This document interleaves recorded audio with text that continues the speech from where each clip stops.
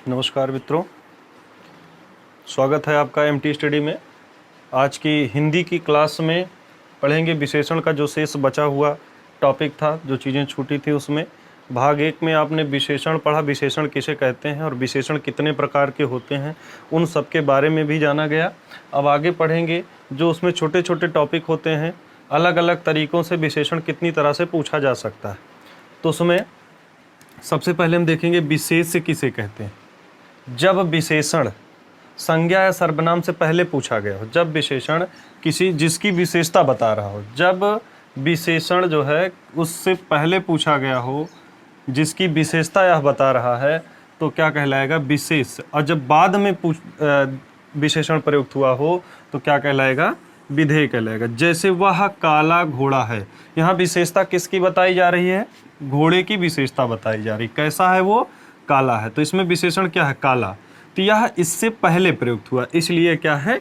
विशेष से पहले प्रयुक्त होने वाले क्या कहलाएंगे? विशेष से कहलाएंगे। जैसे वह घोड़ा काला है, यहाँ पर घोड़े की विशेषता बताई जा रही है, लेकिन ये विशेषण क्या है? बाद में प्रयुक्त हुआ है, तो उसे क्या कहेंगे? विधेय विशेषण कहेंगे। इसको विशेष विशेषण, इसको विधेय विशेषण। यानी जो पहले प्रयुक्त होगा विशेषण उसे विशेष, जो बाद में प्रयुक्त होगा उसे विधेय विशेषण। ये चीज़ें आप लोग जान गए होंगे, बहुत छोटी सी हैं, बहुत कम समय में इसकी जानकारी आपको मिलेगी। अब आगे होता है प्रविशेषण, जो विशेषण की भी विशेषता बताएं। जो शब्द विशेषण की भी विशेषता बताते हैं वो प्रविशेषण कहलाते हैं। जैसे राम सुंदर है, तो सुंदर क्या है? विशेषण है। जैसे राम बहुत सुंदर है, राम बहुत सुंदर है, तो सुंदर तो विशेषण है ही है, तो इसकी भी विशेषता बता रहा है। क्या है? बहुत सुंदर है। तो ये क्या हो जाएगा? आपका प्रविशेषण हो जाएगा। वे शब्द जो विशेषण की विशेषता बताते हैं प्रविशेषण कहलाते हैं। विशेषण में और कई चीज़ें होती हैं। जैसे एक अवस्था होती है विशेषण की, मूलावस्था जो अपनी मूल स्थिति में होता है, उत्तरावस्था किसी से तुलना की जाए उससे उच्च, और उत्तमावस्था सबसे उत्तम अवस्था। कैसे? इसमें ध्यान रखेंगे, मूला अवस्था में तर लगाते हैं तो उत्तरावस्था हो जाती है, और तम लगाते हैं तो उत्तमावस्था। इसी से, जैसे उत्तरा लिखा है तो यहाँ तर लगा देंगे तो उत्तरावस्था, यहाँ उत्तमा लिखा है तम तो तम लगा देंगे तो ये उत्तमावस्था हो जाएगा। जैसे शब्द दिया गया है मूलावस्था में अधिक, विशेषण है आपका, तो इसका उत्तरावस्था क्या होगा? अधिकतर हो जाएगा, तर लगा देंगे। और उत्तमावस्था क्या हो जाएगा? अधिकतम। सुंदर जैसे लिखा है तो इसका उत्तरावस्था क्या हो जाएगा? सुंदरतर। और उत्तमावस्था क्या हो जाएगा? सुंदरतम। मुख्यतः लगभग ये सारी चीज़ें कहीं कहीं प्रयुक्त होती हैं, कहीं कहीं नहीं प्रयुक्त होती हैं। लेकिन अगर परीक्षा में आपको इस प्रकार से पूछा जाता है कि मूलावस्था बताइए, उत्तरावस्था बताइए, उत्तमावस्था, तो इन्हीं चीज़ों को शब्द के आगे जोड़कर, तर जोड़ेंगे तो उत्तरावस्था हो जाएगा, तम जोड़ेंगे तो उत्तमावस्था हो जाएगा। बाकी जो भी शब्द मिलेंगे आप लोग खुद हल कर सकते हैं। जैसे गुरु तो गुरुतर गुरुतम, लघु लघुतर लघुतम, इसी प्रकार से इसका बदलाव करेंगे। तो आगे बहुत सारे ऐसे शब्द हैं, उसको खुद से आप लोग प्रयास करिएगा। तरीका हमने आपको बता दिया है। आइए आगे देखते हैं विशेषण और कैसे पूछा जाता है पेपर में।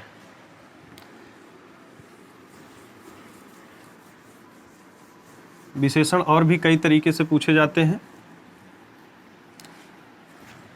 एक, जैसे आपका उपसर्ग लगाकर किसी भी शब्द का विशेषण बनाना। जैसे कूल, कूल में उपसर्ग, देखिए उपसर्ग और प्रत्यय जान लीजिए। उपसर्ग जो शब्द के आगे से जुड़कर उनके अर्थ में बदलाव करते हैं या बदलाव करने का प्रयास करते हैं, और प्रत्यय क्या होता है? जो पीछे से जुड़ते हैं। जो आगे से जुड़ेंगे वो ऐसे अव्यय शब्द जो आगे से जुड़ेंगे वो उपसर्ग कहलाएंगे, जो पीछे से जुड़ेंगे शब्द के वो प्रत्यय कहलाएंगे। जैसे कूल लिखा है तो कोई भी उपसर्ग जोड़कर प्रतिकूल, अब यह विशेषण बन गया। क्या बन गया? ये विशेषण। जैसे लिखा है गम, तो यहाँ पर दुर अगर इसमें प्रयुक्त कर दिया जाता तो हो गया दुर्गम, जहाँ जाना कठिन हो, दुर्गम स्थान, जैसे किसी स्थान की विशेषता बताए, दुर्गम स्थान। तो इसी प्रकार ध्यान दीजिए, कहीं कहीं प्रत्यय लगाकर भी बनाया जाता है। तो संज्ञा में प्रत्यय लगाकर, जैसे मान लीजिए गुलाब, गुलाब एक फूल है, तो इसका अगर प्रत्यय लगाकर बनाते हैं तो ये हो जाता है गुलाबी। गुलाब का क्या हो जाएगा? गुलाबी। अब जैसे और भी कई शब्द हैं, अंक, अंक का अगर हम विशेषण बनाएंगे, देखिए इधर जो चीज़ें लिखी जा रही हैं विशेषण है, इधर संज्ञा, सर्वनाम, क्रिया, अलग अलग चीज़ों से बनाया जा सकता। अंक का क्या हो जाएगा? अंकित। अंक का क्या हो जाएगा? आंकिक, सॉरी आंकिक हो जाएगा। जैसे उद्योग का क्या हो जाएगा? उद्योग का हो जाएगा औद्योगिक। इसी प्रकार आगे जुड़ते हुए प्रत्ययों से मिलकर ये आपके विशेषण बनते हैं। कुछ शब्द हम आपको वैसे बता दे रहे हैं, जैसे अग्नि का विशेषण हो जाता है आग्नेय, पशु का विशेषण होता है पाशविक, पशु का विशेषण पाशविक, शिव का विशेषण हो जाता है शैव, विष्णु का हो जाता है वैष्णव, शक्ति का विशेषण शाक्त, व्यवहार का व्यावहारिक, व्यवहार का क्या हो जाएगा?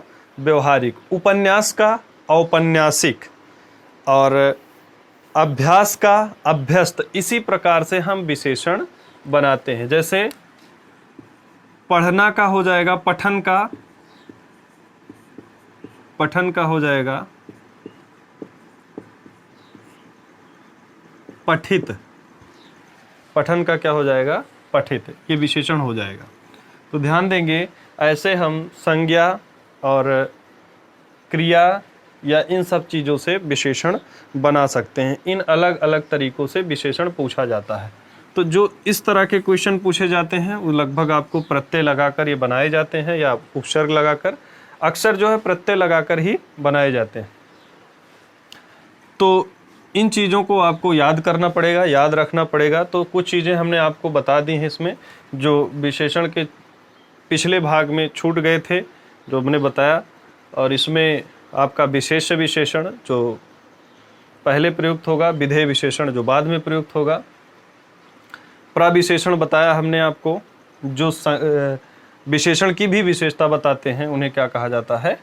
प्रविशेषण कहा जाता है। इनकी अवस्था बताई गई, मूलावस्था, उत्तरावस्था, उत्तमावस्था। और एक प्रकार से संज्ञा या क्रिया या किन्हीं भी चीज़ों से, ये शब्दों से आपका विशेषण बनाने के लिए आता है, आपसे पेपर में पूछा जाता है। तो इसका इतना आप लोग ध्यान रखेंगे। हिंदी की अगली क्लास में फिर से जो अगला टॉपिक होगा उसके साथ आपको मिलेंगे, और कम समय में सारी चीज़ें आपको तैयार करवाई जाएंगी। धन्यवाद।